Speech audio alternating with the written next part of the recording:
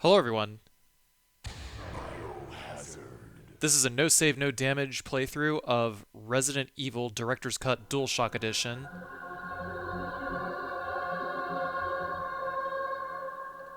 We're playing as Chris Redfield on Arrange mode.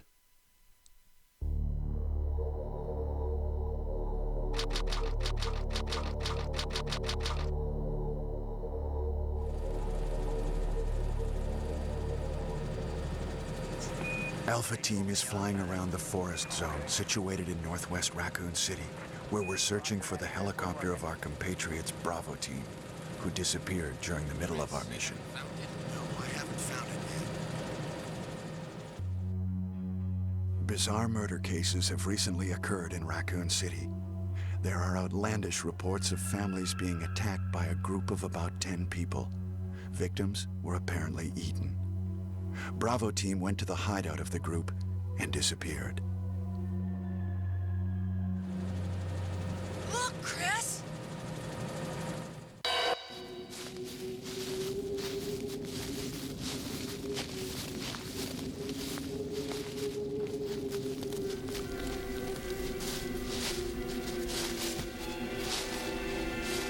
It was Bravo Team's helicopter. Nobody was in it. But strangely, most of the equipment was still there. However, we soon discovered why.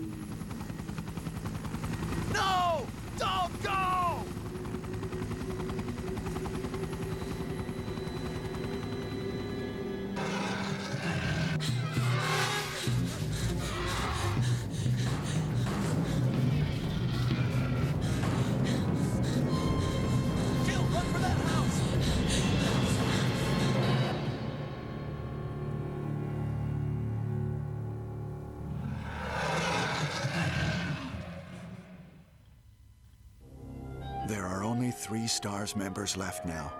Captain Wesker, Jill, and myself. We don't know where Barry is. Chris Redfield.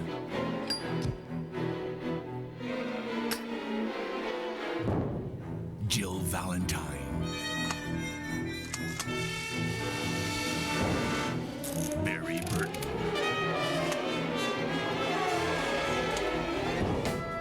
Rebecca Chambers. Albert Wesker.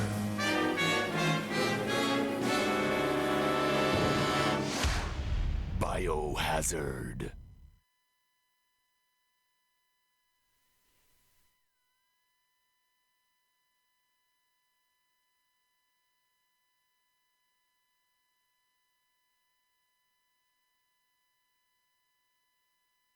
I don't know what happened. Barry! Where's Barry? Well, I'm sorry, but he's probably... No. What is that? I'll go and check. Okay, Jill and I will stay in the hall in case of an emergency.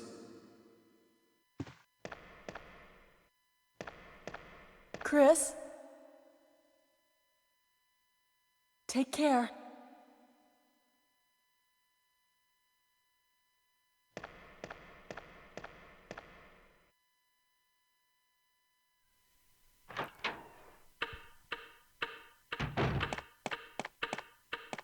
So from the start, dining room. We're going to pick up some handgun bullets off of Kenneth's corpse, same as before.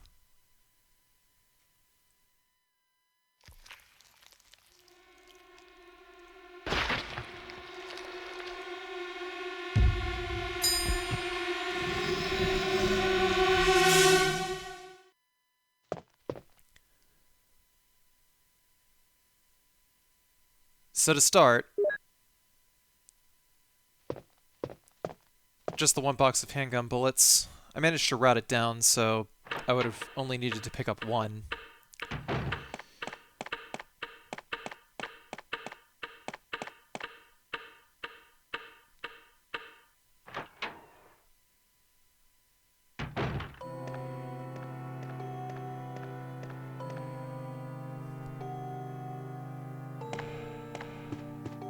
Wesker? Jill?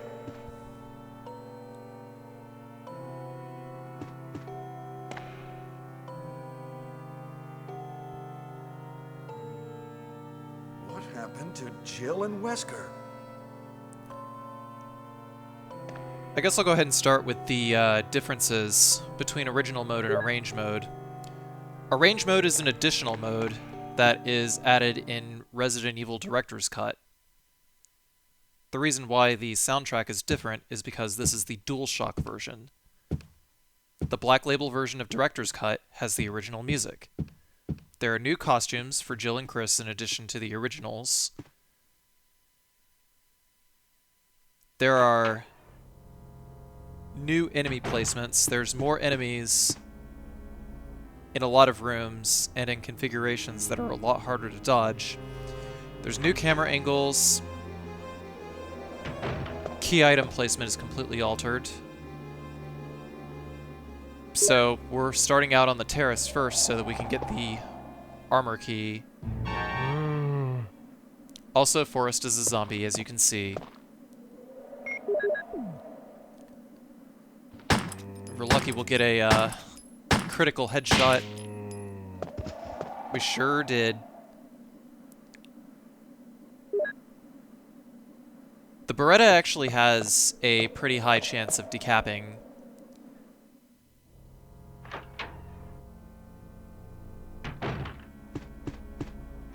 It actually may be more than 10%. I initially thought that the decap rate was around 10%, but it's actually more like 30%. Which is still pretty goddamn high. Also, I'm picking up a silver key, small key, excuse me, for the express purpose of picking up some shotgun shells later. We're going to deal with Richard next. Who are you? I'm Chris of Alpha Team. I've come to rescue you. Richard, what happened? Chris, this house is too dangerous. There are terrible demons. Ouch! Richard, don't talk. He seems to have been bitten by a poisonous snake, but the size of the wound is abnormally large. It's not just a poisonous snake. It's a monster. Richard, he needs serum, but we left it in another room. Okay, I'll go. Hurry, please. I will. Wait here. I'll be back soon.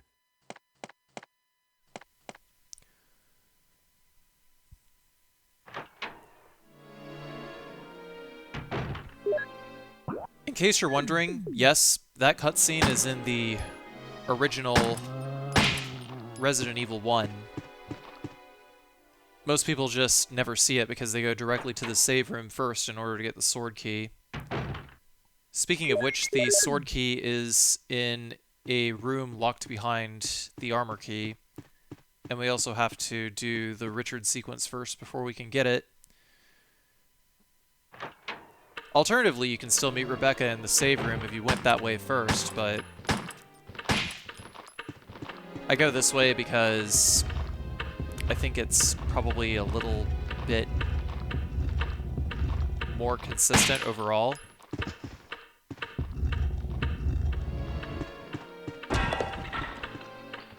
you know, starting with 45 bullets, there's a lot of zombies here to kill. We're gonna get just a little bit more in the way of bullets later. So this zombie over here,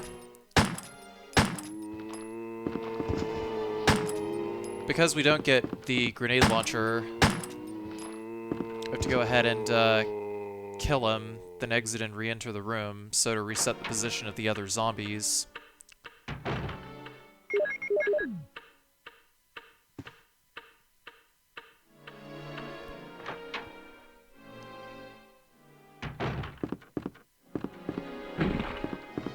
And in doing so, we can just hold up on the D-pad and just kind of curve to the left once we hit the camera angle where we actually do see the zombie. But you'll pretty much always avoid the zombie vomit. Dogs in this room as well.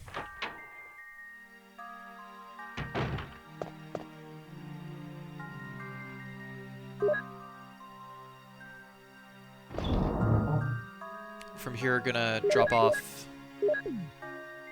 the knife and the first aid spray. Knife is kind of good for saving ammo when an enemy is on the ground, but it's really not much good for anything else, especially when you need to be safe. We're not even gonna bother shooting the dogs here. We're just gonna kind of hug the wall, but don't hug the wall too perpendicular. Otherwise, if you do, then the third dog that busts through the window is going to beat you to the door, and he'll bite you.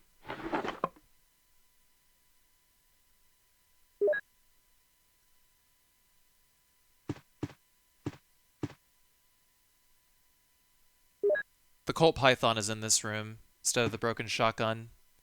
The broken shotgun is actually in the east save room under the stairs.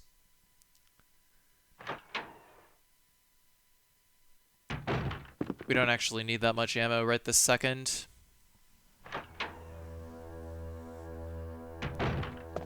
I mostly tried to see if I couldn't eliminate a few item boxes.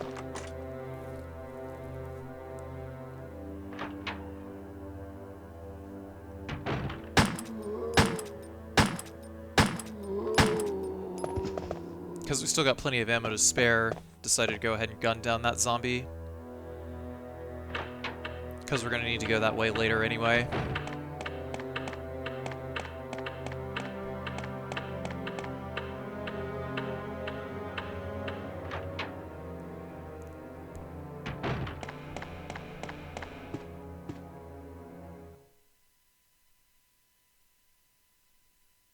Before we go back to Richard, we're going to head to the east side of the mansion, unlock some doors, and kill some more zombies.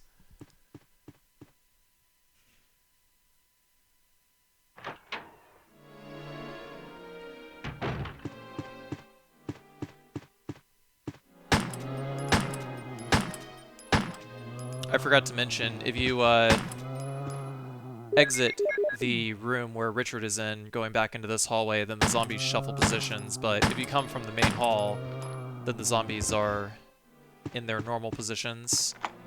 I go ahead and unlock this door here pretty much immediately, so that I would be able to discard the key a little earlier.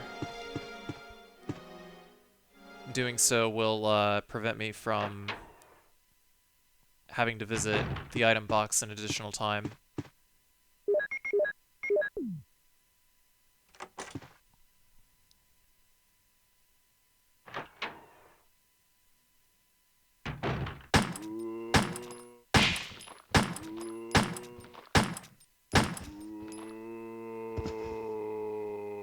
I'll wait for him to get back up. Didn't want to take a risk and run into his arms while he was on the ground. Some zombies like to grab while they're on the ground, but pretty sure that's only when they're quote-unquote dead, but just drop and you don't, like, plug them one more time to do a quick check. If you exit and re-enter the room when they're quote-unquote dead, then they won't return. I usually like to start from this angle because it's easier to see them, but once they get too close, just run towards the door. this one is quote-unquote dead. Actually, not really. Because if you just got straight back up, it just means that you just took a really long time to get back up. They still got their heads, you gotta wait for them to bleed out.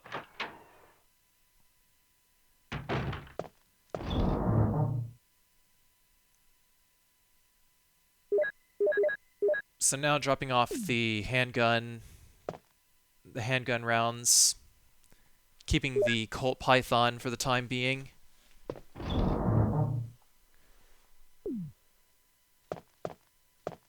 Reason being, we're going to need it in order to pass the next set of zombies coming up.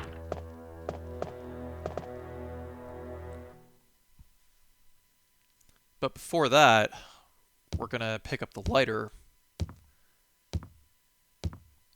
because the sword key is hidden behind a lighter puzzle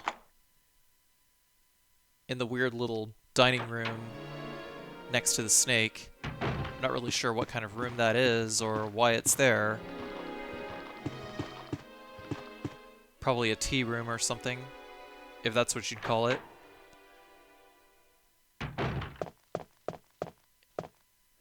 In going to the west side of the mansion first, we're able to shuffle our items around such that we're able to keep the shotgun shells on the way back around.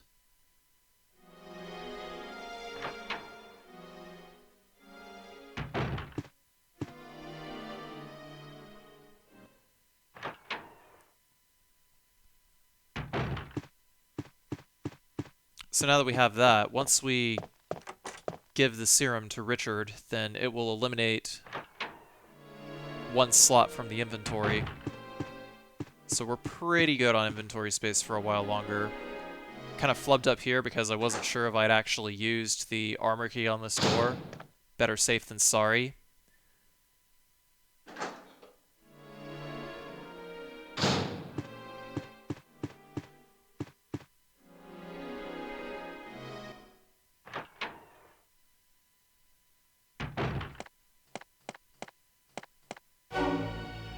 Here's the serum.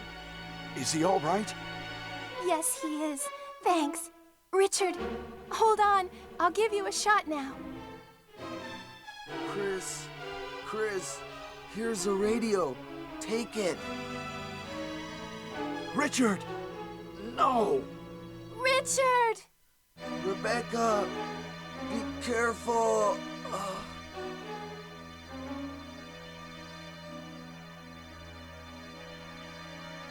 Richard! Richard! Are you... Rebecca, it's very dangerous out here. Will you come with me? I'd like to stay here a little bit longer. Okay, Rebecca. Can you use a gun? I'll look for the others. Protect yourself. Chris, be careful, please. So we're going to equip the Magnum.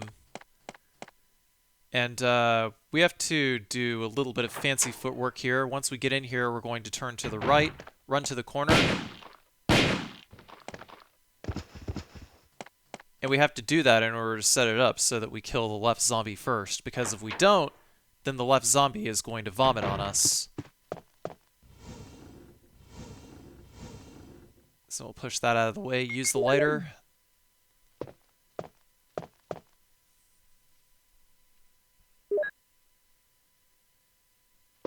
Now we have the sword key.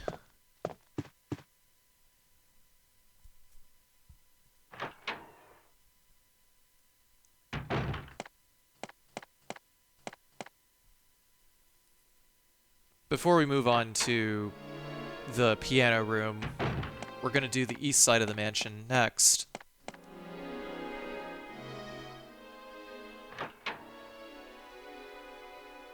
The reason why I decided on this is because I would have to just detour through a bunch of doors to eliminate the sword key before I'm able to actually do the piano room.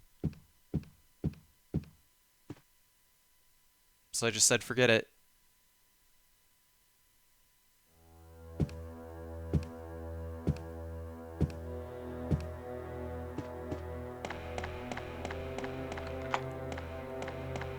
unlocking that door so that we get all the uses out of the armor key.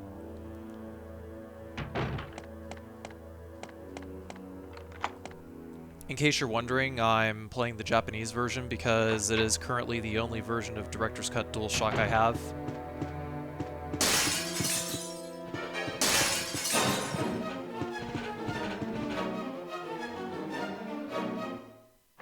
Normally I'd play the US version for this, but I did not have one at the time of this recording, so I hope you'll forgive me.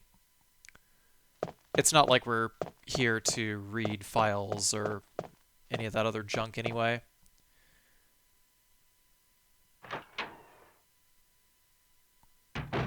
Whenever I do a kill-all run, I'll do it on the US version so we can read files and stuff. Anyway.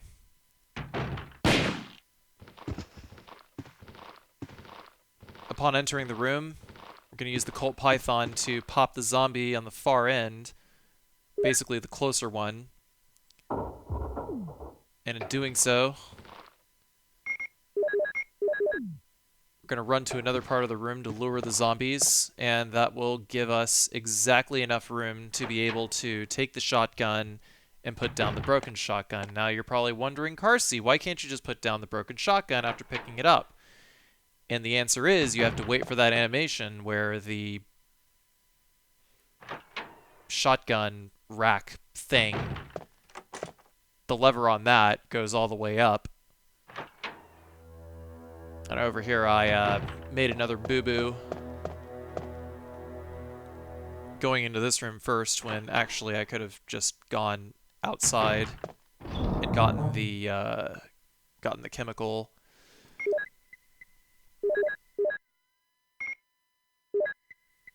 At this item box, we're going to put away everything except for the shotgun, the shells, and the sword key.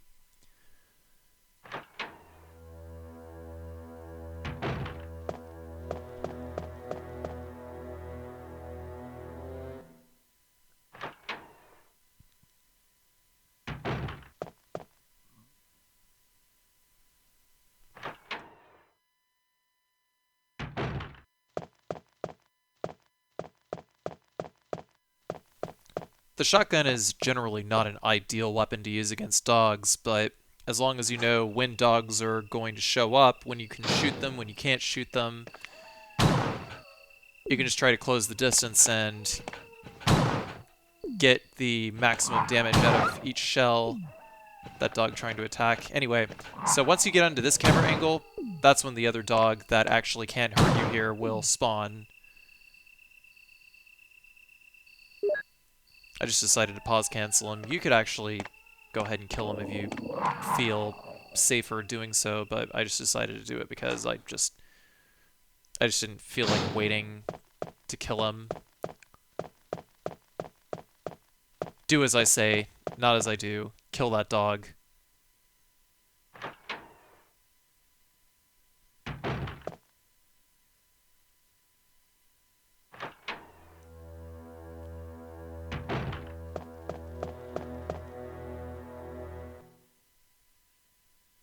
So from here, we're going to go all the way back around the east side of the mansion and make it back to the first floor west side of the mansion to solve some more puzzles. But in between here and there, we're going to make a quick pit stop so that we can get the emblem, which is really what the pit stop into the item box was for.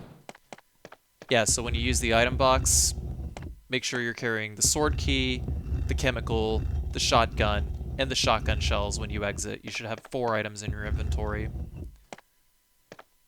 Don't grab the chemical and put it away, otherwise you're going to have to go back whenever you actually do have to use it, and that's going to be really awkward. If you're trying to unlock Rocket Launcher, by the way to unlock Rocket Launcher is through picking up items in a specific order and only using the item box X number of times. Like using it as few times as possible.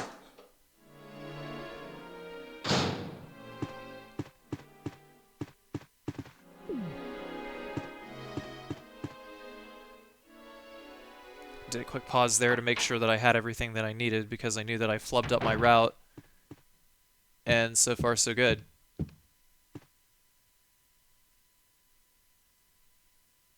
On the way back to the dining room, killed a zombie earlier, so don't need to worry about that ever again.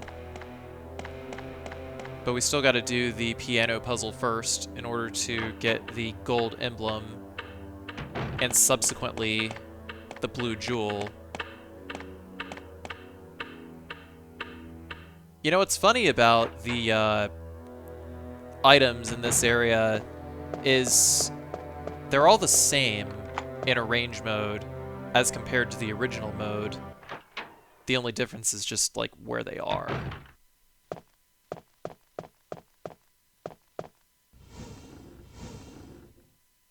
They're like in the same general area, just not in the same exact place that they are.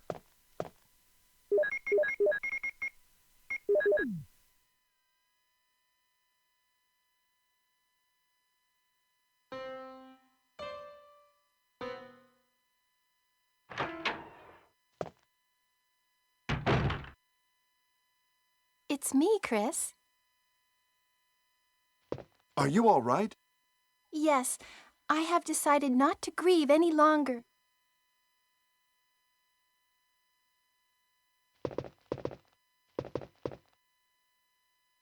Ah, it's the Moonlight Sonata. Can you play?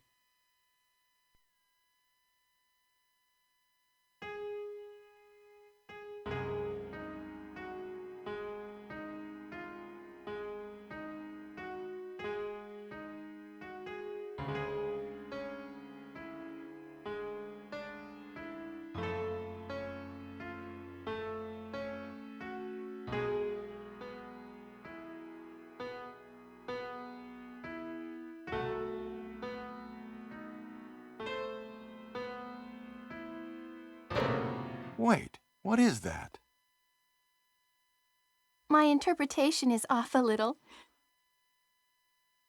Chris, may I practice for a while? See?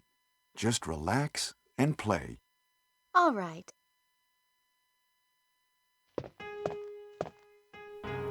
There's literally no difference between saying yes and no. Rebecca is just going to do the same thing regardless. So in order to fast forward through this, the quickest way to do that is to head back out into the main hall and then go directly back into the piano room.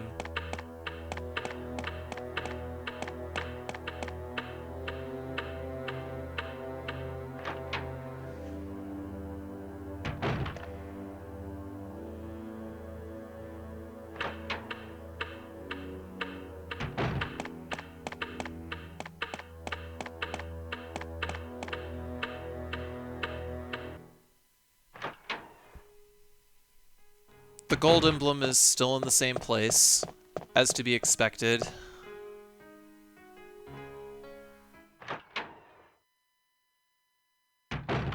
Chris! Chris!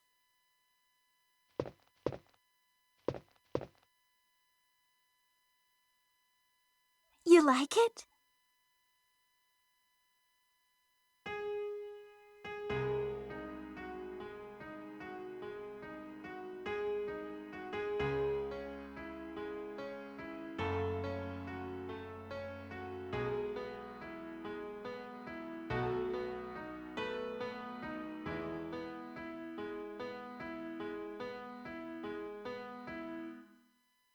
Oh, that was great.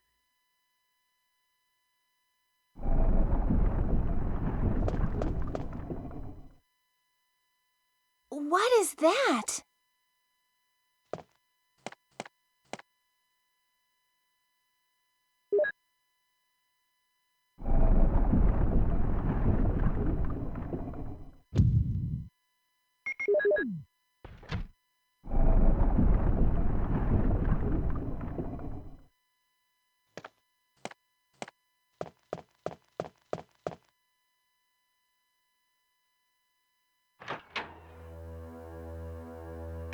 So next we're just going to solve a small series of puzzles over here.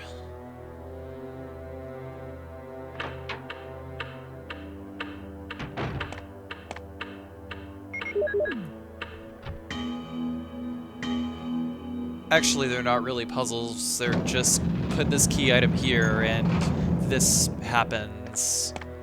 I don't know, the mansion is just one big giant puzzle, truth be told.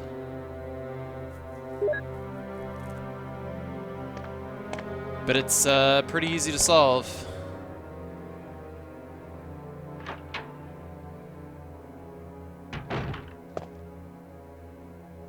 As long as you can play with Fisher-Price blocks, you can solve the mansion.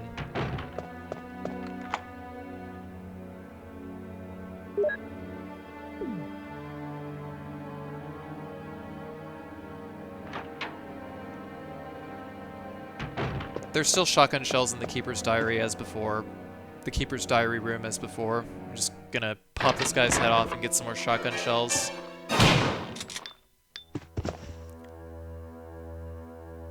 A pretty low-risk way to get more ammo.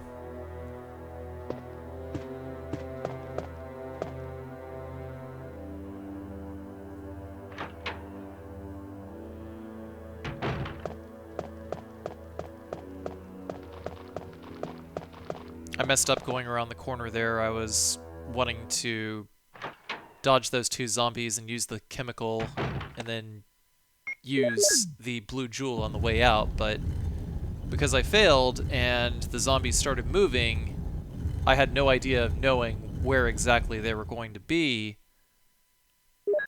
upon the camera angle change, so it would have been too risky, especially since one of those two zombies that you first see in that corridor is an extremely fast-moving zombie.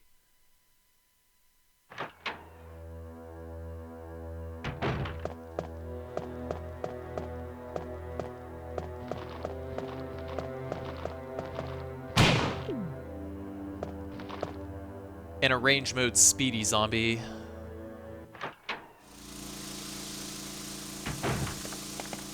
They're roughly 25% lower than Chris, I think.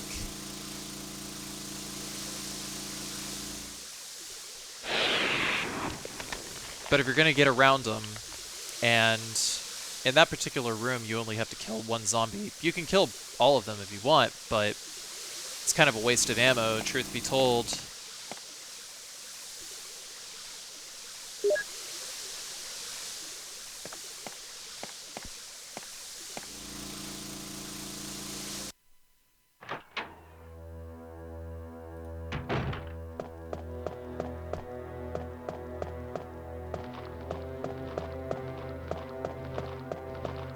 So now we're done with this side of the mansion, and we're going to go into the snake room.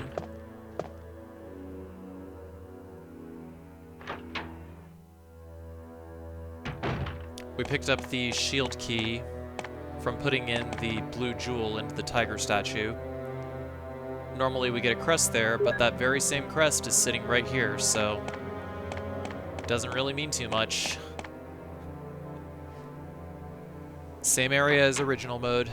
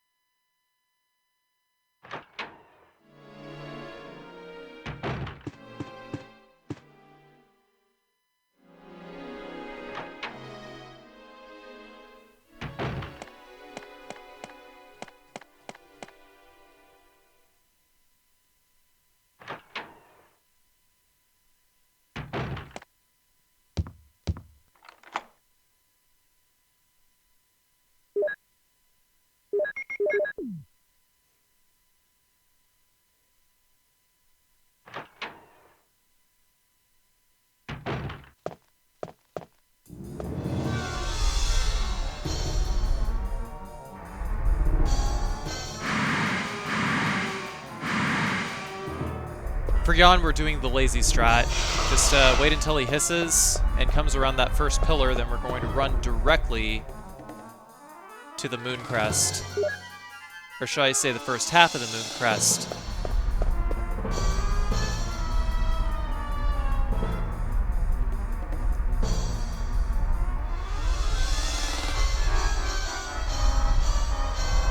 bunch up over here, and his trajectory is going to be forced into one position. Consequently, he's not going to bite you when he comes around the corner there,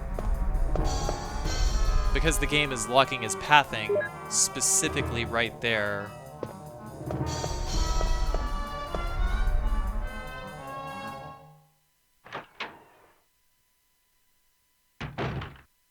On the way out, there's some extra shotgun shells.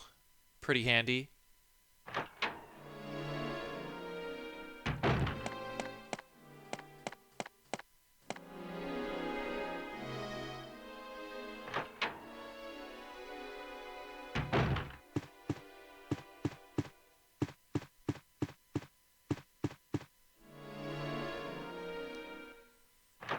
So a lot of those shotgun shells are actually going to be used in the courtyard.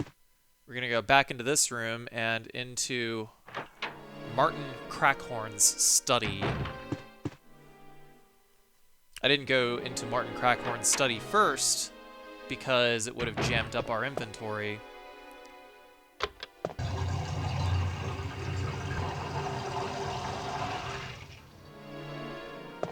Wow, I think I just saw the pixels of that solid block of water go into that beige pedestal.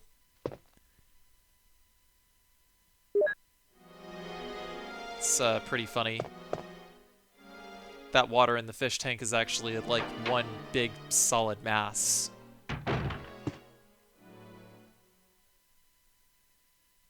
At least as it is drawn and animated in the game. You could just see it clipping right through.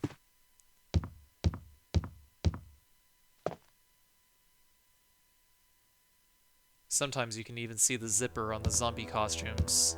Actually, no, you can't. I'm just kidding.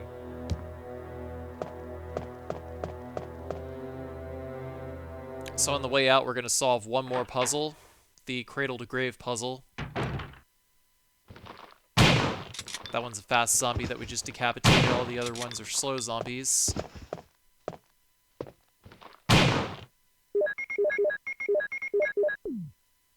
Upon reloading, I'm going to combine the two halves of the moon crest. Then we're going to go through and solve this puzzle here.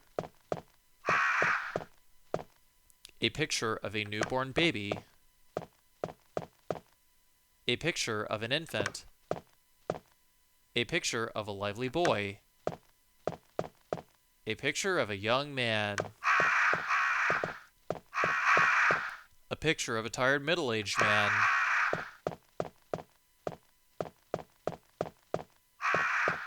And a picture of a bold-looking old man.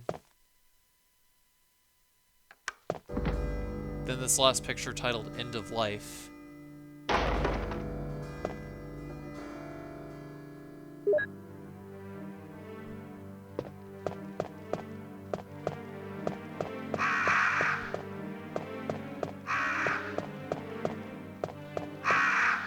Nothing's different here, just solving the same puzzles. The reason why they call it a range mode is just because the placement of the items is different, and the placement of the enemies is different.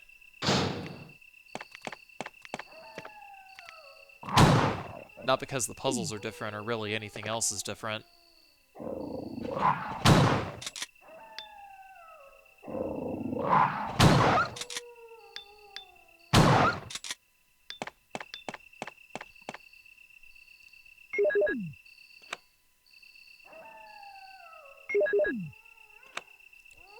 So after wasting these two dogs, put in all the crests, get going.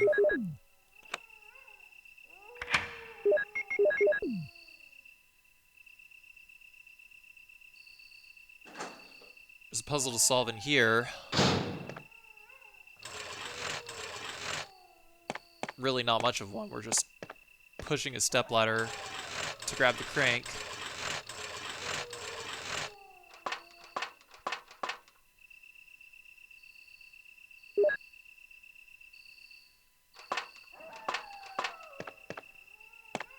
In this room, there's also a small key that we can pick up in order to get some shotgun shells from the drawers in the guardhouse later.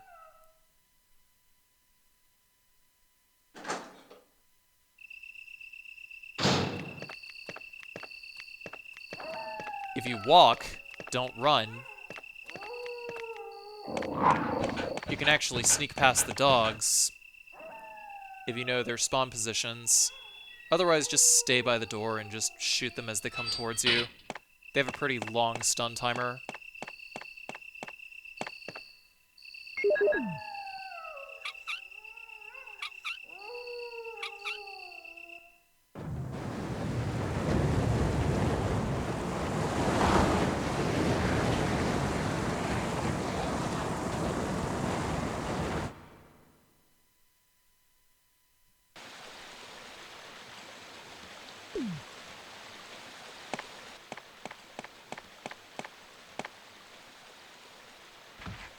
I don't kill those dogs there because if I kill them, then 2 more are just going to respawn later.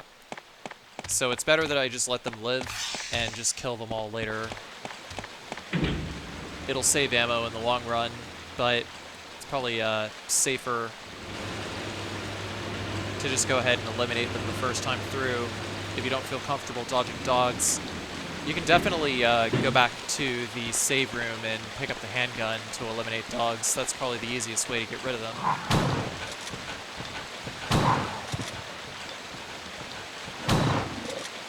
That was a very awkward position, but usually I go to that corner and just lay into these dogs, because eventually they all bunch up there. The reason why I go into that corner in particular is because otherwise an invisible wall will keep me from shooting them. And over here, it's really easy to sort of snake past the dogs here. Just pay attention to where the dog's head is, because where the dog's head is going to predicate where it's going to walk. So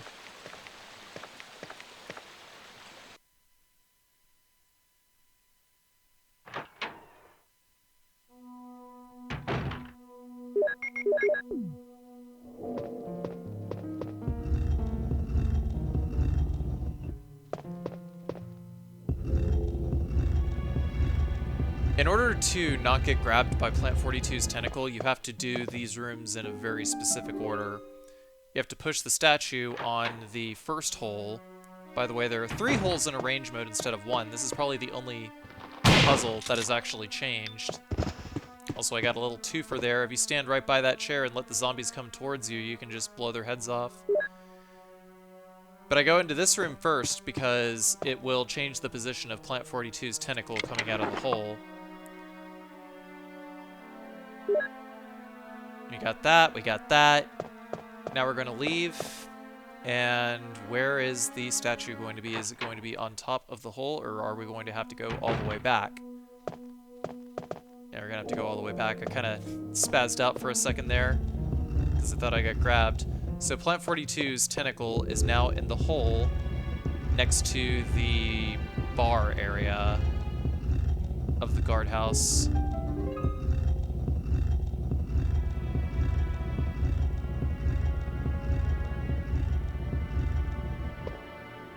Decided to just make absolutely sure that the statue was there.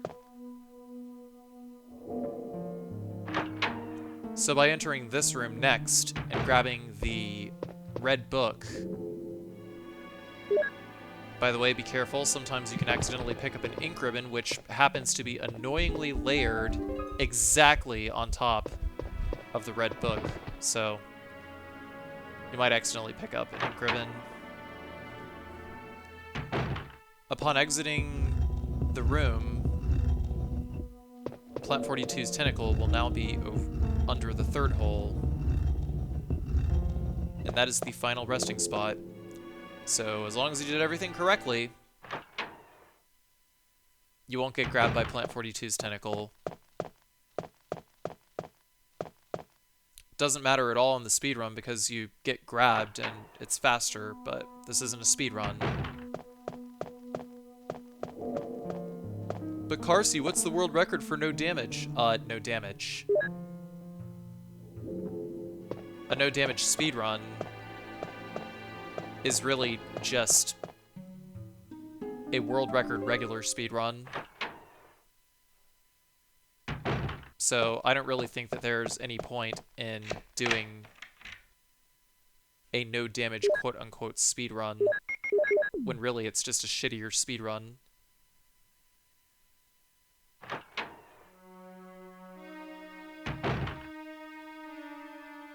Impressive all the same if you get it, but it's just frustrating. Once again, doubling up on our zombie kills, and we're going to grab the 003 key.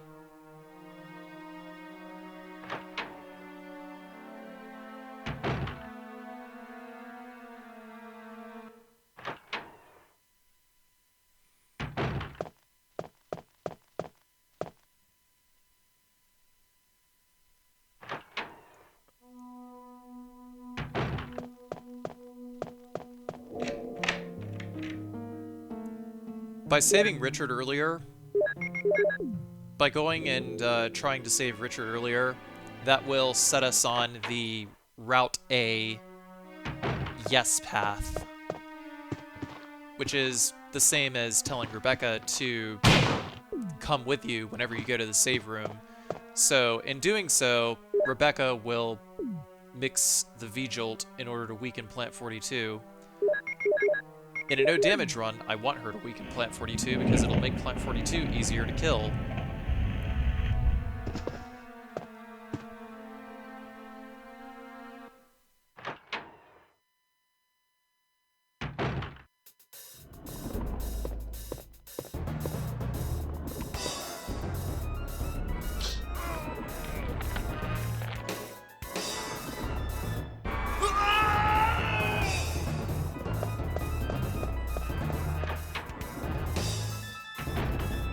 Chris!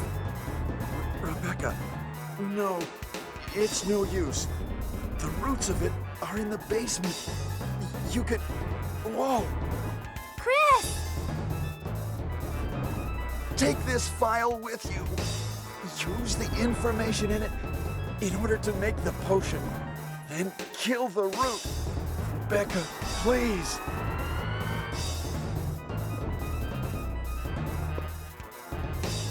Chris! Don't die!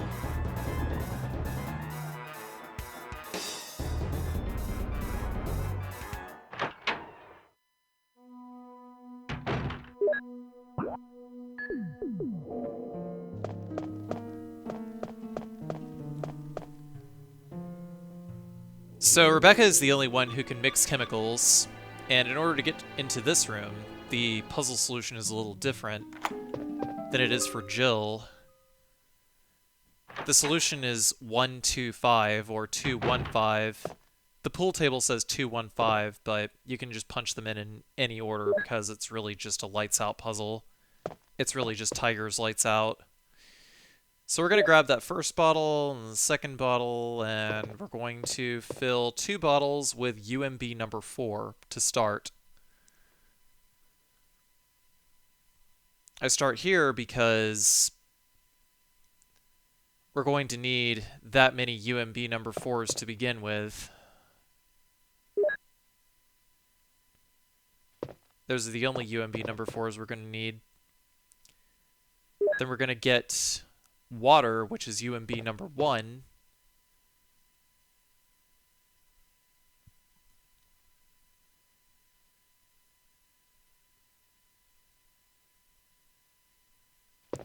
Actually messed up there. Wasn't supposed to get 2 waters. So instead,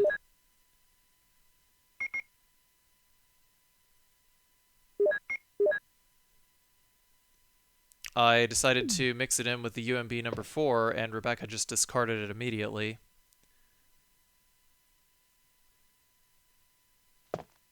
So I'll just go back and get the UMB number 4 again in a sec. Before that, though, we're going to get UMB number 2, and we're going to mix 1, which is water, and 2 in order to get MP003. We're going to mix that and get UMB number 7. We're going to grab UMB number 2 and UMB number 4 in order to make UMB number 6. And then we're going to combine the UMB number 6 with the UMB number 7 earlier. Actually, no, it's called Yellow 6. My bad. Yellow 6. in order to get the UMB number 13. Then we're going to mix 1 and 2 again in order to get UMB number 3. Then we're going to combine that with the UMB 13 to get the V-Jolt.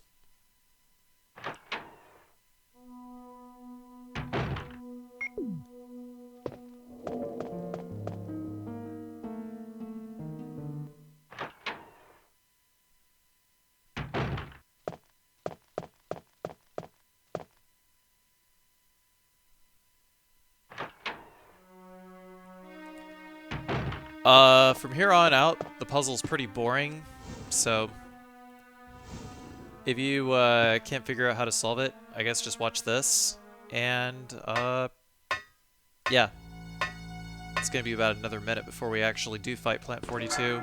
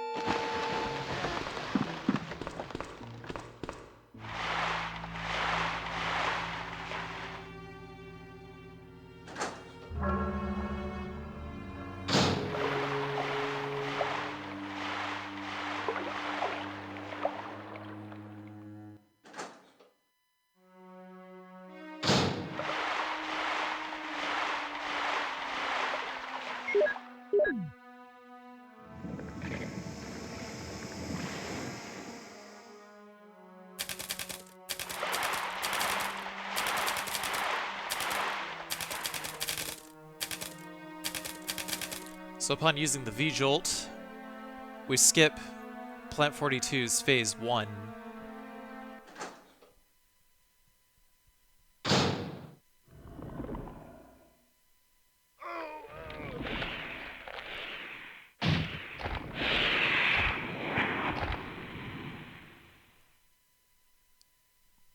So for this fight, in order to avoid damage, it's important to know how to pause cancel. After you fire your shot, you pause and unpause, and then you regain movement immediately.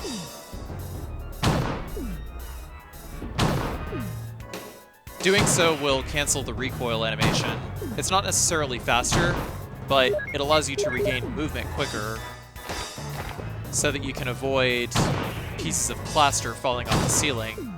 Whenever you see droplets above you, that's when you want to start moving. I got a pretty good roll on damage here, but I think that damage is kind of random for the shotgun with Plant 42.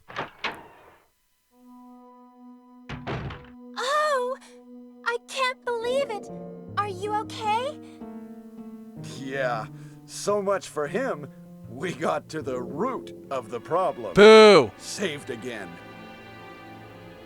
I just...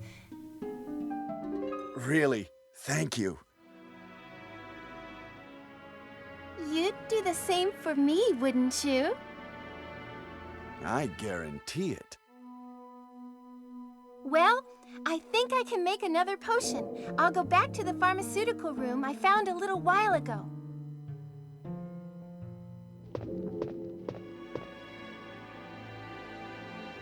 Anyway, Chris, I'm glad you're safe.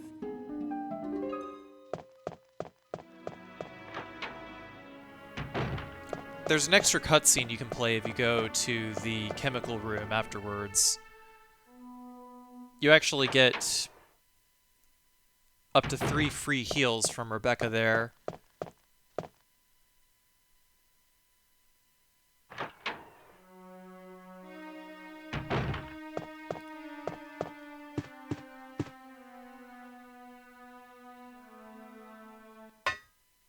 Doing so will also add a little bit of extra exposition about the fact that all the chemicals in the house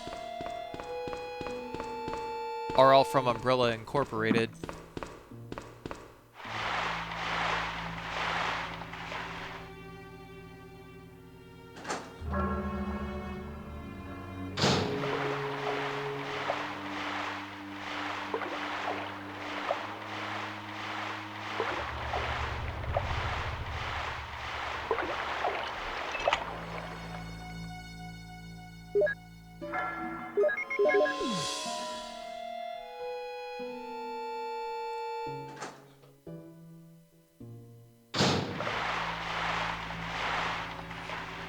By draining the water, it'll open up the room next to us, and then we can get the helmet key, 2 handgun clips,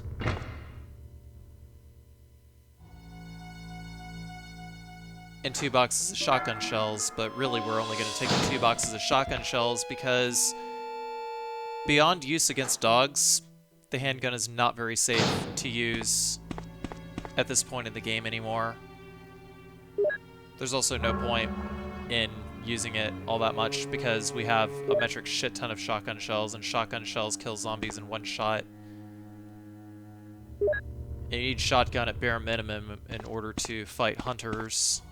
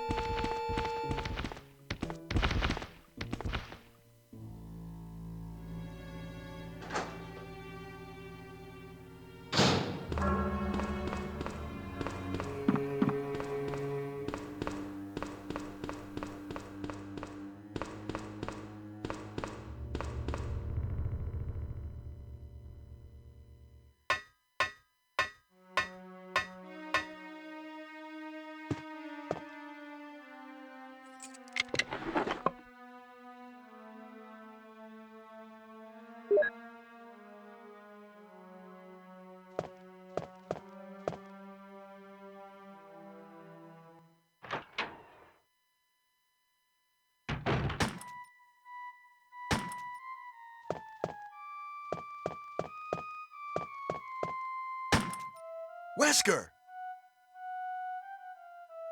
Chris, you're alive. My words exactly. Where's Jill? Aren't you with Jill? I'm sorry. We were attacked by a strange monster. I lost track of her while we were scouting around. I hope she's okay. I see. Well, it's not your fault. This place is crazy. If we stay here, all of us will end up dead. What should we do, Wesker? We have to complete this mission. Whether we escape or stay and look for Jill, we don't have many bullets left, and we can't even protect ourselves. We're still in trouble. Chris, there are a lot of locked rooms in that house. Check them out one more time. There must be a place to hide safely. I'll look around the house a little more. Okay. Let's get going.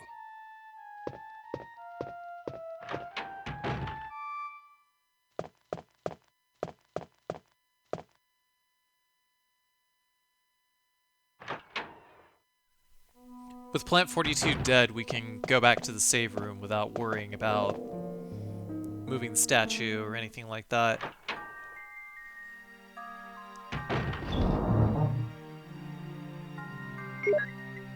Gonna put away the crank and take the Colt Python with us.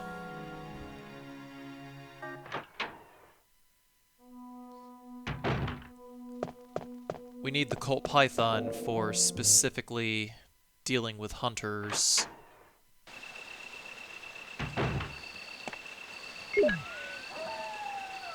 This is Brad. I know you can't answer me,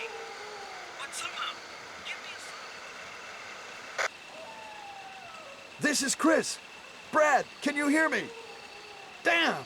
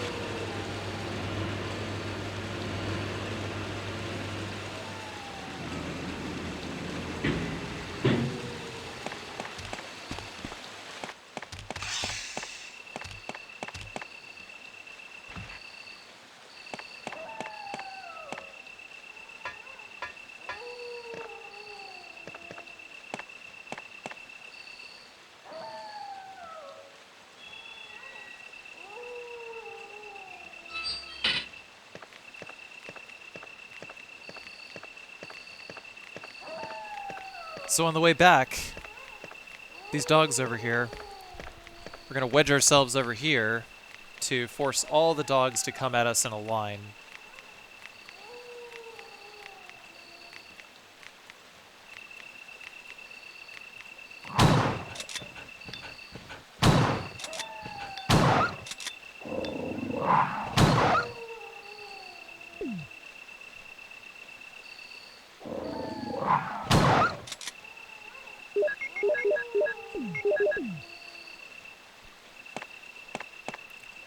So with that, these dogs are not going to respawn anymore.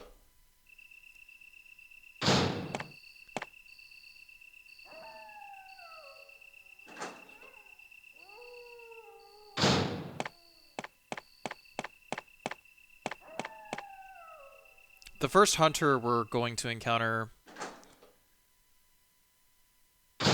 is a little bit tricky.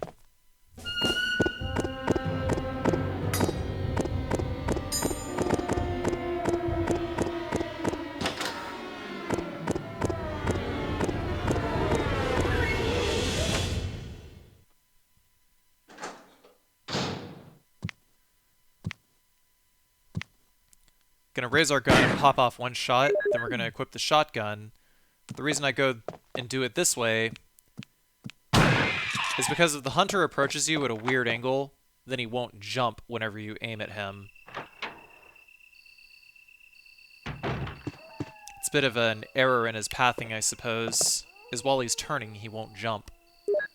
Because if you raise your gun at him when he's at a straight line, or if he's moving in a straight line, then he's going to jump.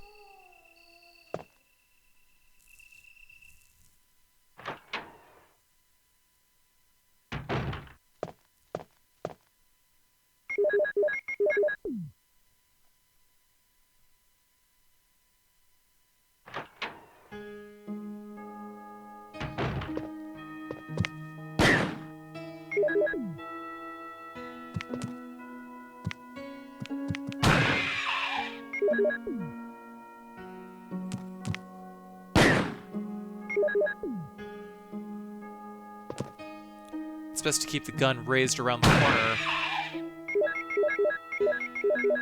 Pop hunters with the Magnum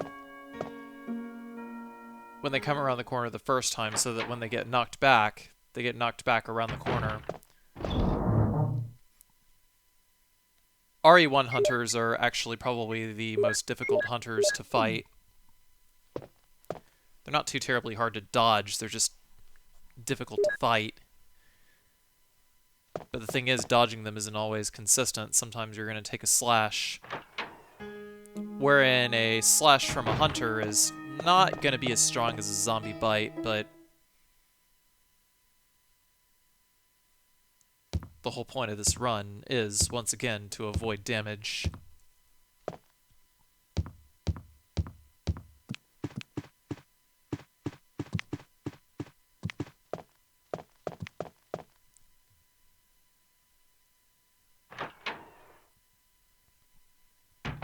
We're not going to be moving back through this particular hallway, so we can avoid killing that hunter, unlike Jill.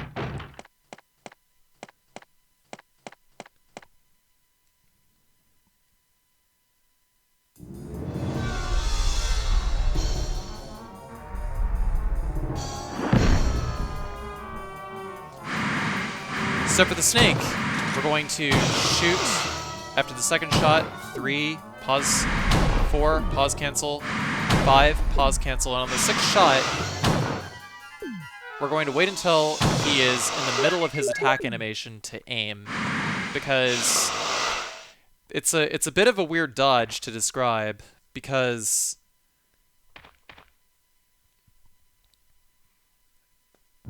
whenever he does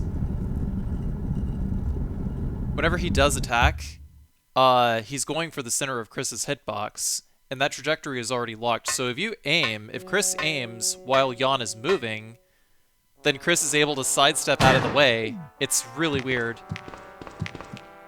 So from this distance, the reason why I shoot that hunter there, even though the hunter doesn't get knocked back, is because it sets it up so that I'm able to hug the left-hand wall in order to get around him.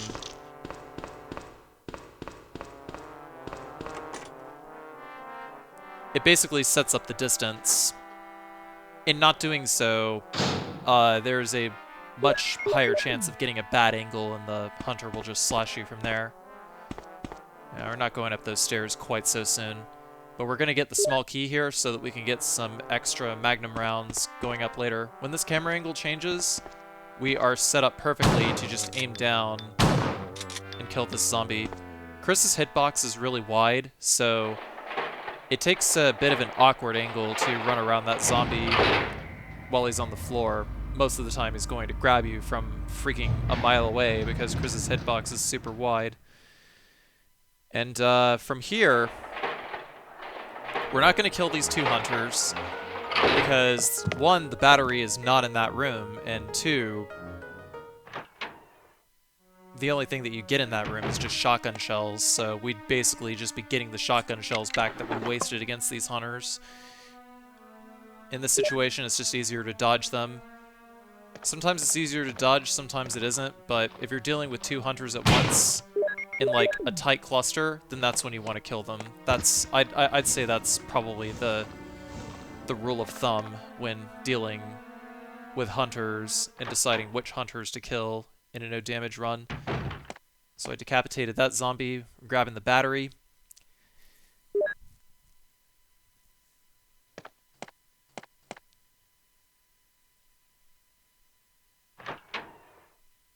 Then we're going to pick up the red book and make our way out of the mansion. That one's a fast zombie, but he gets caught up on the scrapbook over there. I'm going to wait for this guy to come back around so that we can pop him in the head too. The reason why I go this way as opposed to going out and around and avoiding that zombie that we just killed is because it's easier to see them, and it's easier to judge the distance, because sometimes Chris just doesn't like to lock on to enemies that are off screen, so consequently that's what makes killing both zombies in the room safer, not just because it's killing both zombies. It's a visibility thing. A visibility and an auto-aim thing.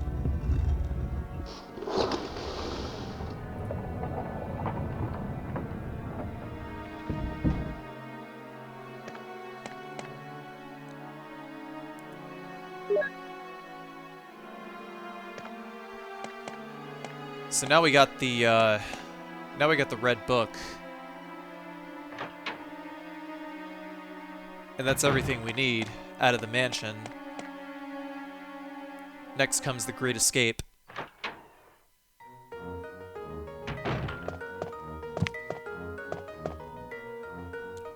Chris's escape from the mansion is a little different from Jill's.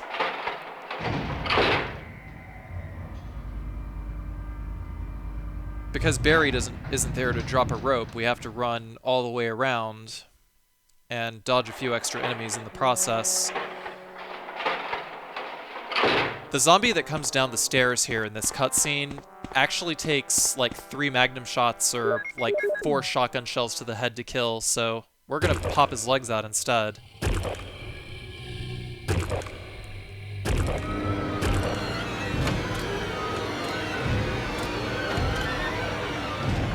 He's got a pretty stupid amount of HP, so the easiest way to play this game is to not play at all.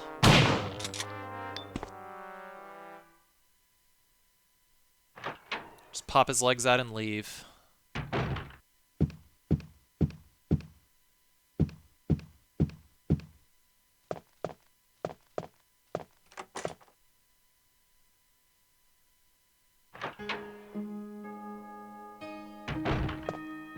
Gonna hold up to get around these guys. Miraculously, I didn't get hit by that spit, so... And that was like the absolute earliest that spider could have spit acid anyway, so just holding up is good enough. Just don't turn left or right until you hit the door. You could go through a whole nother side quest if you wanted to go get the red jewel to go back to the tiger statue and get like 3 more magnum rounds, but I don't really think there's any point in that. Personally, I think it's unnecessary risk.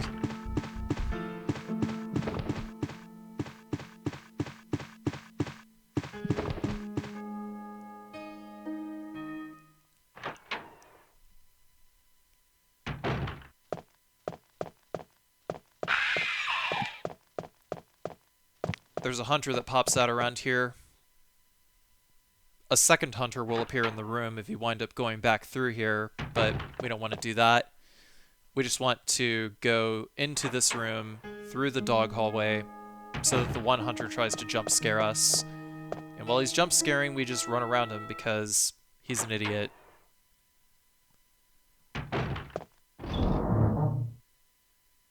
So from here, we're going to free up some more inventory. We're going to drop off the helmet key because we no longer need it. We're going to drop off the shotgun and the shells. And that's everything from there. We just need to keep the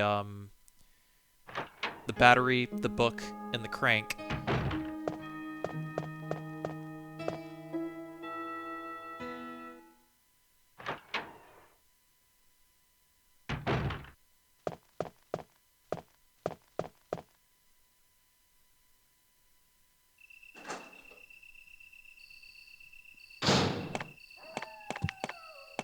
Hug the left-hand wall here in order to avoid this hunter. This hunter shows up whenever you grab the item in the library.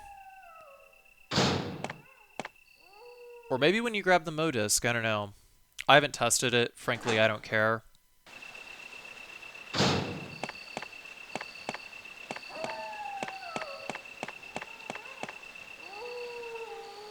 Because dodging him is really, really brain dead, just hug the left-hand wall and he'll miss. He always does. Being that the courtyard is now devoid of dogs, we can just solve the puzzle here by placing the battery in the lift and putting down the sluice gate with the crank in order to go directly to Enrico.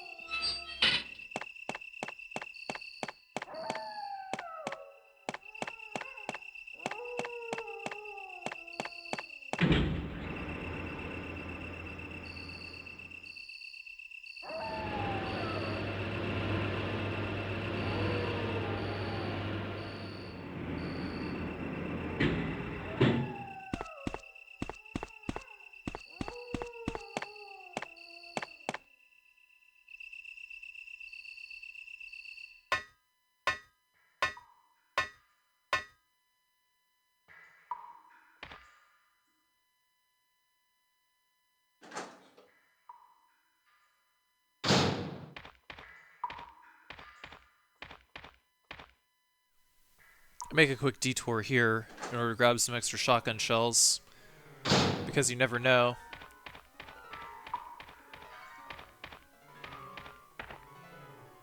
So in case you're wondering about the soundtrack and why it's so bad,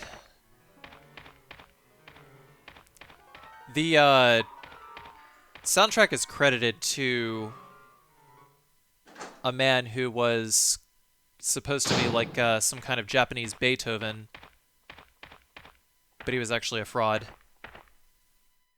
Enrico! Don't come any closer, Chris. Wait, what happened? Double crosser! Don't!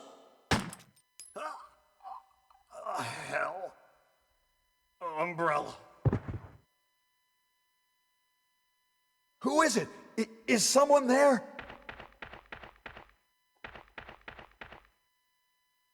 Double crosser? What did he mean by that? I'll talk a little bit more about that later, I suppose. But for now, we're picking up the hex crank off of Enrico's body. Because we don't have any guns, that leaves our only choice for dealing with the hunters in the caves is running around them.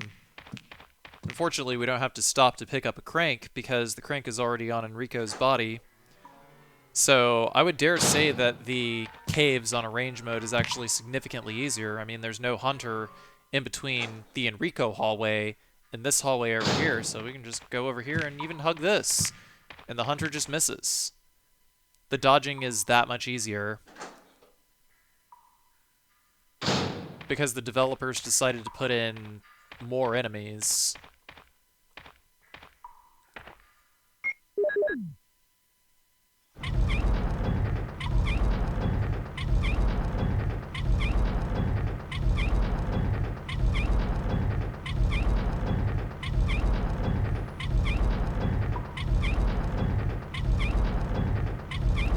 So sometimes the enemies are easier to dodge in arrange mode, other times they're not.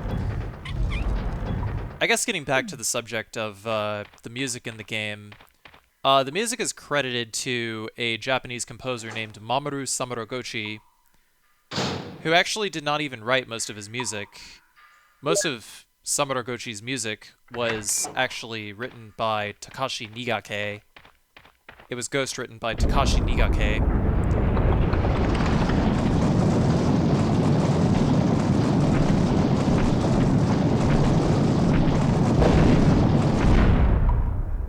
The soundtrack in this game is actually largely atonal. Also, after the rock, we can just go directly here. It's no use getting the Colt Python rounds. Jesus Christ, my ears! This music sucks! We're just gonna let Black Tiger melt the webs for us. Takes a little bit of finesse in order to get this strat down, but basically you just have to keep running back and forth and just be ready to run whenever he drops his legs. Otherwise, you just stay in the center. So yeah, atonal music.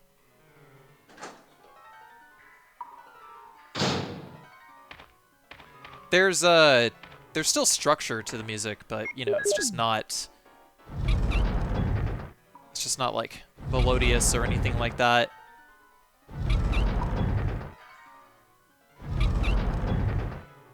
It's kind of difficult to appreciate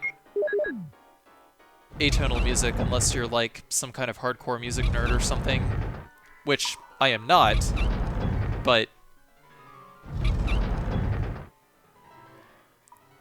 for instance, on the title screen of the game BioShock, that's actually atonal music. Maybe it's supposed to be uncomfortable. I don't know. It's kind of the whole point of the of music is how it makes you feel. So if they're trying to make you feel uncomfortable, then I would say it's done its job.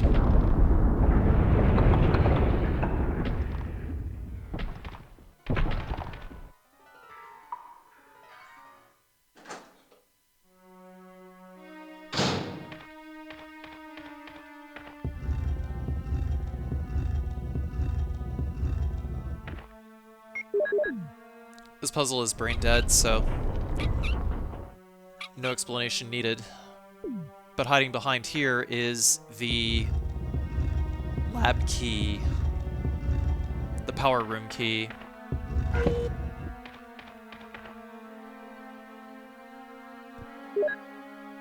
Which is a pretty interesting place for them to put this, but I digress. Also, there's the map of the catacombs, Too Little Too Late. Doesn't really matter though, because it's not a particularly hard area to navigate.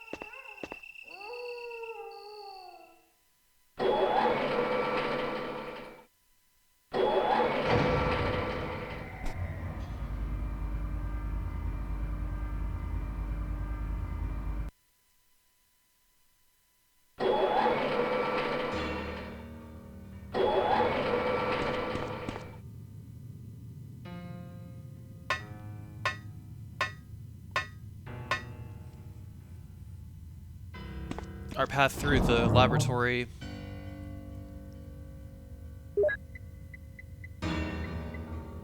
has a lot of zombies, but it's pretty much the same as Jill's. We're gonna grab grab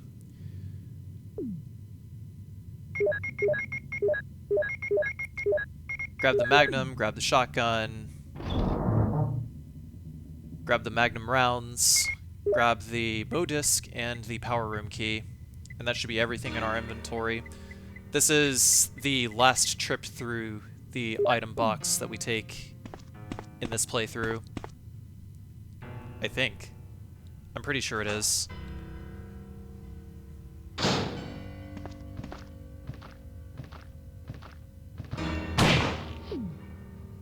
It's a bit risky going for the double here, so I just go ahead and take them out one at a time. Even though it looks like you could do a double, you can. I just would advise against it. Don't worry about killing that other zombie at the top of the staircase, because there's no reason to visit that room until after the self-destruct sequence has been started.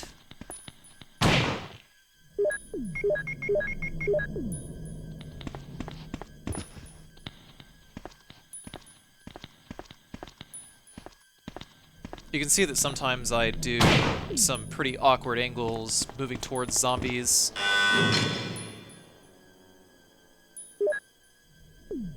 Like walking into walls or something like that. But it's actually very deliberate. The reason why I do it is for the purpose of lining up headshots based on distance so that I don't, like, accidentally fuck up and miss, because fucking up and missing is worse.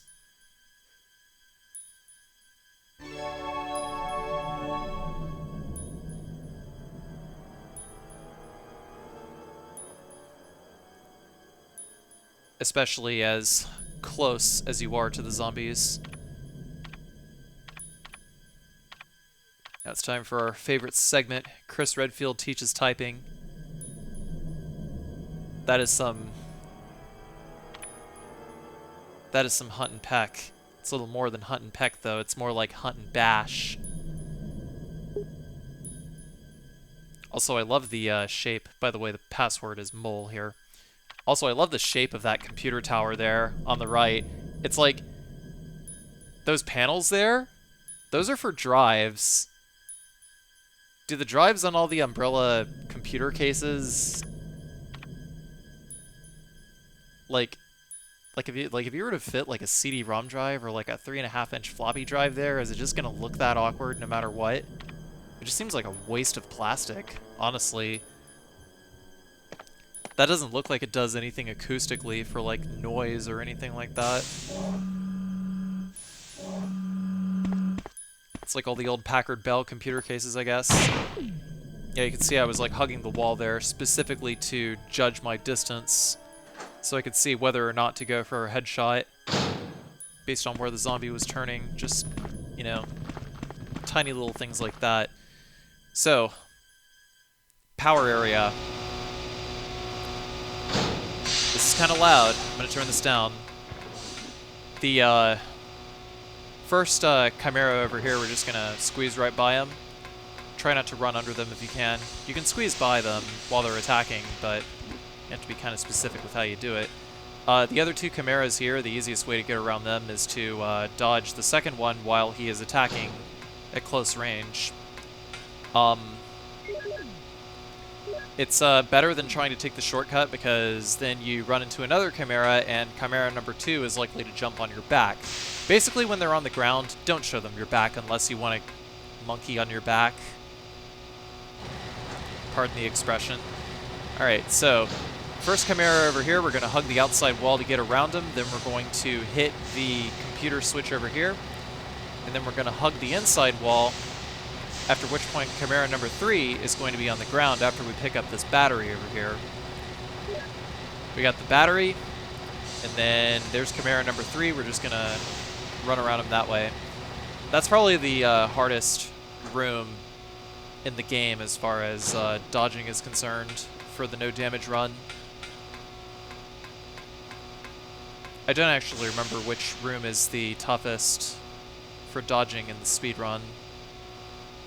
Maybe I'll return to this someday. So anyway, we're gonna hug this inside over here, get around that Chimera, and then we're going to proceed directly to the boss.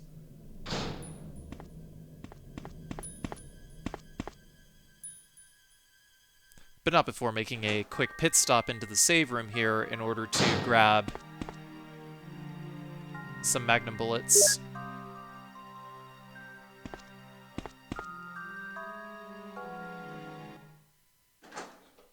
So, cue 5-minute long cutscene, and I'll see you when we fight the tyrant. We're gonna do that with the shotgun. Chris!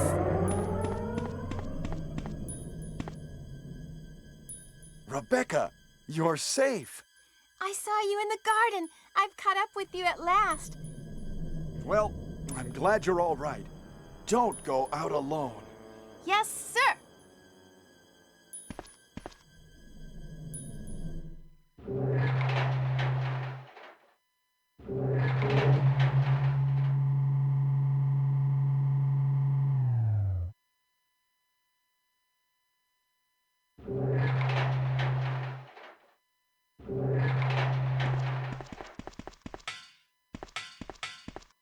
Chris, as my subordinate, you have wonderful talent. I would never work for a company like Umbrella. And Wesker, you were formerly with Umbrella. What do you mean? Since when have you been an Umbrella agent? And a traitor to the stars? Now you're wrong. I was formerly with Umbrella, yes. But now I'm prepared to face anything. Even getting rid of you vigilante stars.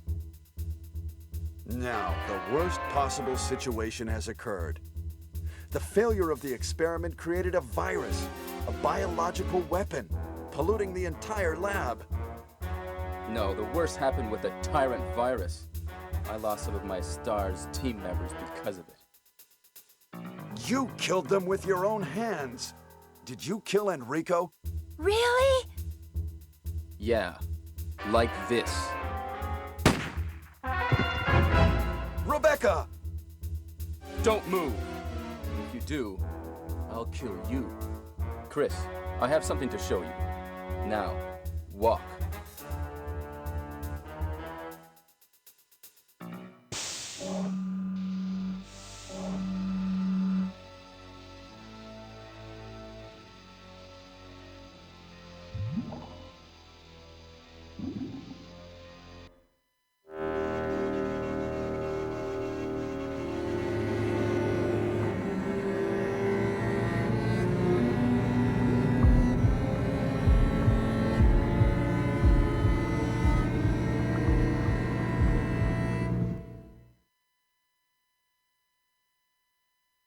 Is this? That's right. This is the ultimate life form. Tyrant! Chris? Stop it. Wesker, you're pitiful. This is your savior? You say this failure is your savior?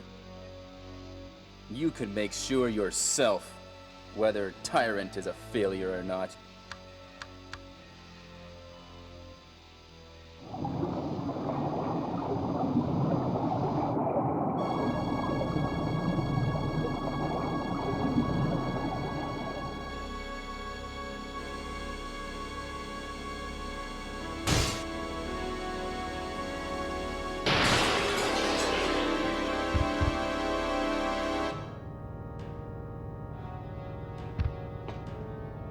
Go to hell.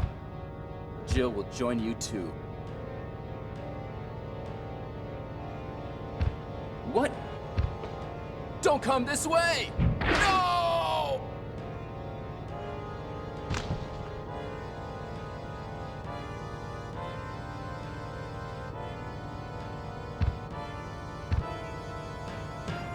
You can't kill me.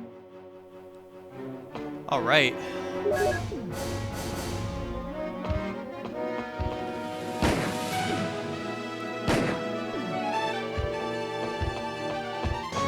Actually, I was wrong. We use the Python here because fewer bullets means that we can actually hold on to the remaining shotgun shells we got.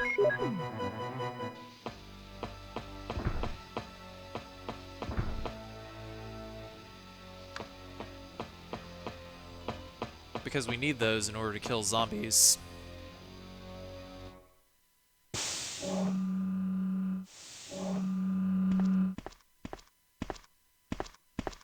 Wow. Ha! It seems like this bulletproof jacket is pretty strong. I see. How about Captain Wesker? He is sleeping with the ultimate failure. Hurry up. I want to get out of here.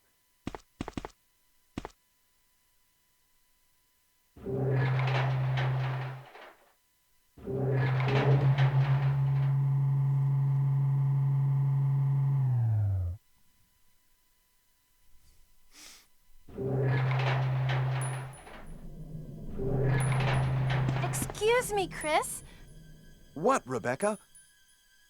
I saw a research file in this lab. It said that a great deal of research on the Tyrant virus exists right here. We should blow this place up.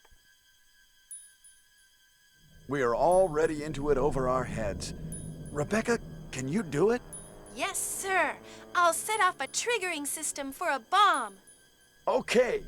Now we have a chance to escape. See you outside the house.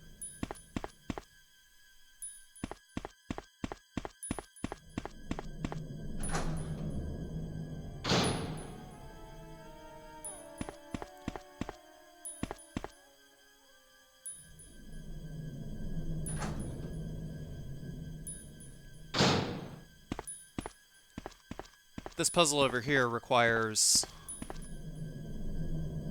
a little bit of caution because of the different camera angle. We're gonna push the stairs to the left so that we can actually push this box over here. And we're gonna make our way down and around and push that to the side. Then we're going to push that once, and then we're going to push the stairs back until it lines up with the second tile down. I almost messed that up there. Then we're going to push this over here and push that to the left and push the box until it is flush against the wall, and I mean flush against the wall.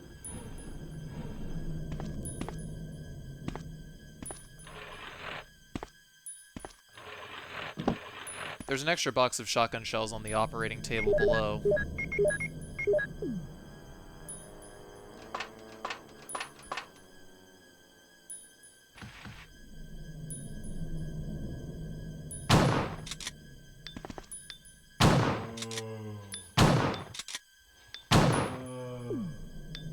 The zombie has a lot of HP. But it's still necessary to grab these Colt Python bullets over here.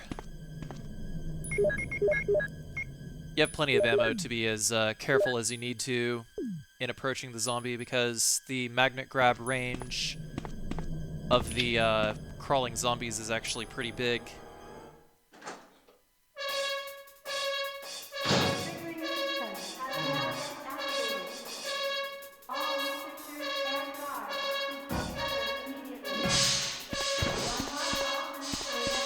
So we're going to go on the inside route to dodge that first Chimera, then the second Chimera we're going to dodge around the outside route. I actually went in this room a little too early. I was actually supposed to just take the stairs. Wow, actually this is quite obnoxious. I'm just going to go ahead and turn this down. There we go. So, the final Mo disc is in this room over here. The slide projector room.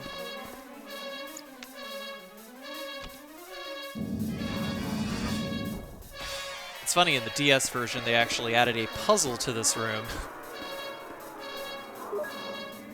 I would actually love to do a playthrough of the DS version sometime, but first I need a better way to capture DS games, and before you ask, no, I'm not going to play on... I'm not going to play on Desmume or some shitty emulator. I actually want to capture a video directly from a DS. Or a 3DS, I don't know. I'll figure it out.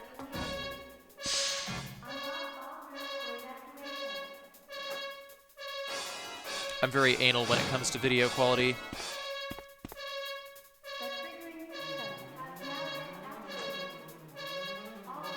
There's 5 zombies in here, and you can just get rid of all of them.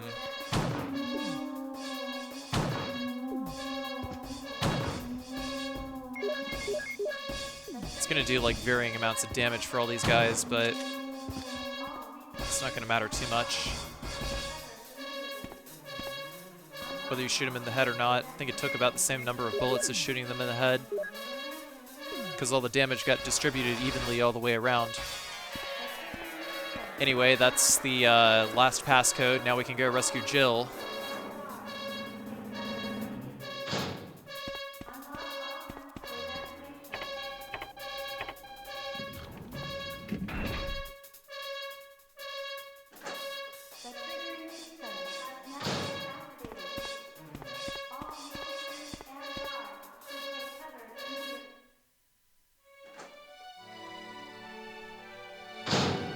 Jill!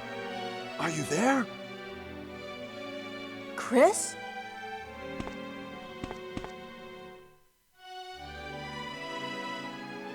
Jill, you're all right.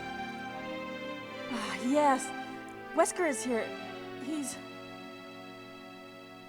Oh, I know. Anyway, let's get out of here.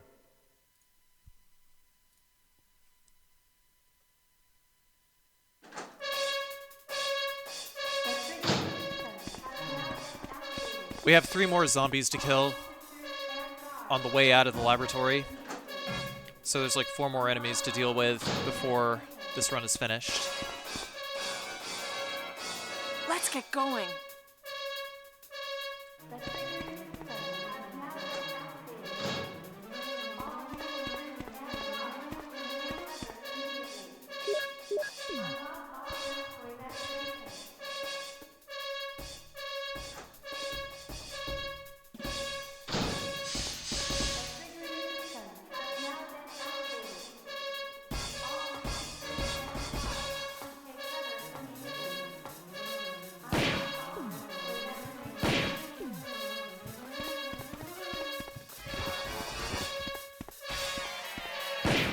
Actually, just go ahead and pop these guys because you only need 12 bullets for the Super Tyrant. Let's get going.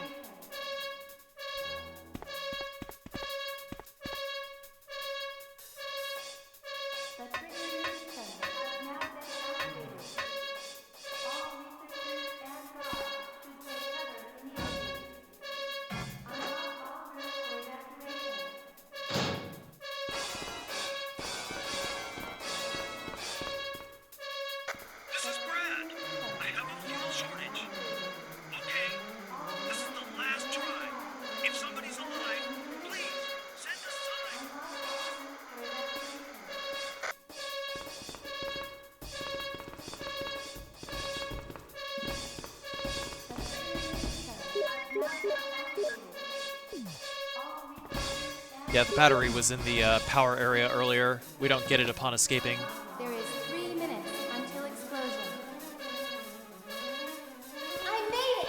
I set off the triggering system to the bomb! Wait! Rebecca! Brad's up in the helicopter!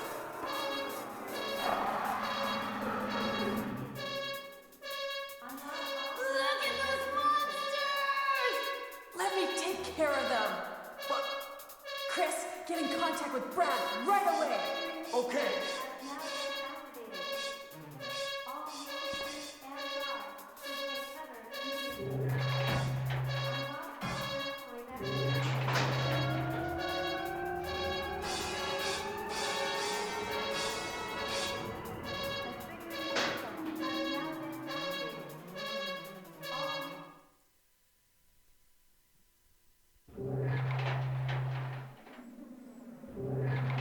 So now's the final stretch. It's just us and the Tyrant.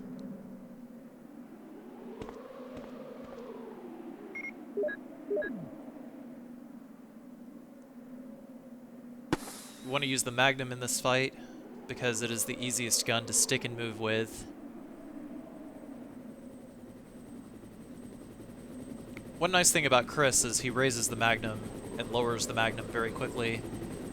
So he actually handles guns better than Jill does.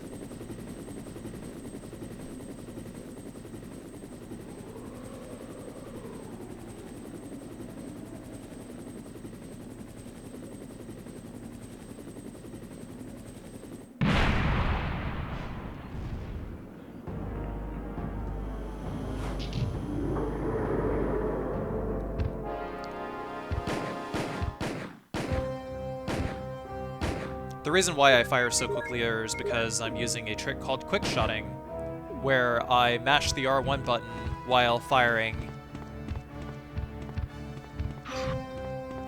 I'm trying to make distance from the Tyrant as much as I can so that I can actually try and bait the running slash out of him.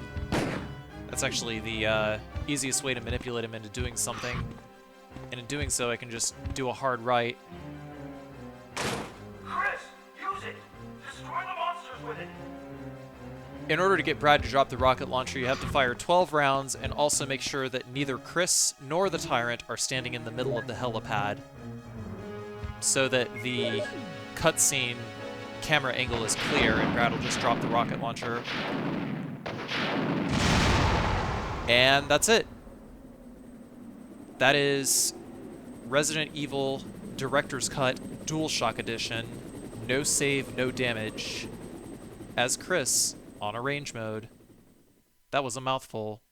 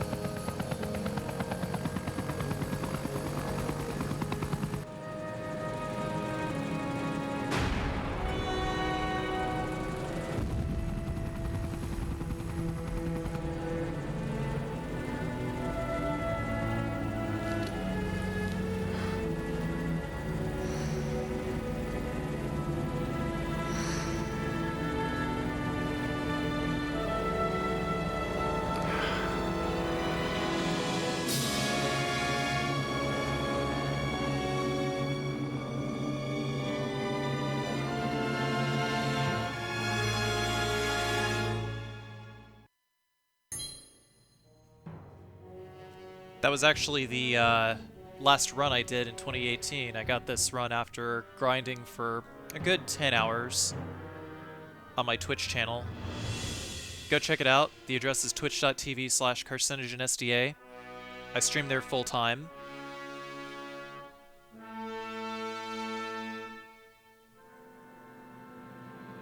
Yes, that is my full-time job. Please go check out my YouTube channel. Please subscribe to my YouTube channel. Like, comment, and subscribe. Hit that mofuggin' bell. Whatever. Go check out my playlists. I have a lot of no damage commentaries and speedruns and a lot of games. So if you like this video, the other ones will be right up your alley. Also, if you would like to support my content monetarily, please go check out my Patreon, the link to which is going to be in the pinned comment in the comments section below. For a minimum of $1 a month, you get early access to all of my videos. Like literally, as soon as I upload them to YouTube, there's like usually a period of time where I have to like do all the SEO, metadata, this, that, and the other. So if you are either a member of my channel by hitting the join button or by donating $1 a month on Patreon, you'll be able to watch the videos literally as soon as I upload.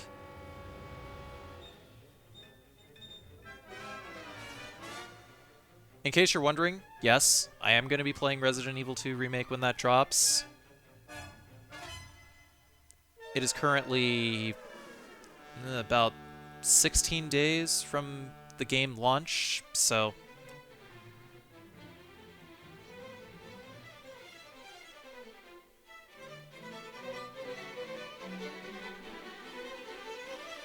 yeah, if you want to watch that whenever it comes out, I will be playing it.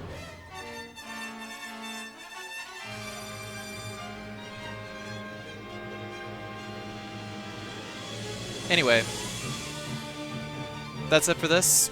Thank you so much for watching, and I will see you guys next video, whatever it is. Probably some Resident Evil 2 kill-all runs or something.